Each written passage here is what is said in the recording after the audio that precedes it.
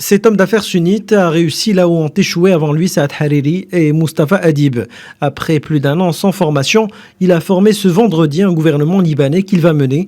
Dans son discours optimiste, on ressent la volonté d'un changement.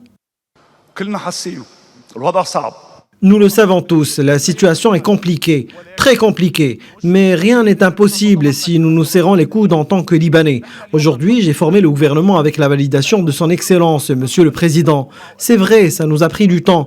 Rien n'est parfait. La perfection est le monopole de Dieu. Mais je promets qu'avec mon équipe, nous ferons tout pour sortir le pays du chaos, du désespoir et de la dépression. Ce qui bloquait la formation du nouveau gouvernement est appelé communément le tiers de blocage, un privilège ministériel qui permet à des factions politiques d'obtenir un tiers des portefeuilles ministériels et donc d'avoir le dernier mot à l'exécutif.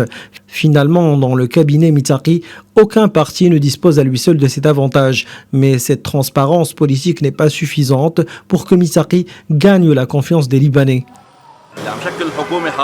La personne qui a formé ce gouvernement est un pilleur. Que voulez-vous que j'attende de lui? Pas de carburant, pas de médicaments, rien. Il n'y a rien dans ce pays. Ramenez-nous des gens de confiance et les choses vont s'améliorer d'elles-mêmes. J'espère que les choses vont s'améliorer au pays, même si franchement je ne fais pas confiance en ce gouvernement. Pour regagner cette confiance, rien n'est magique, mais la tâche semble très rude pour Mitsaki et son équipe.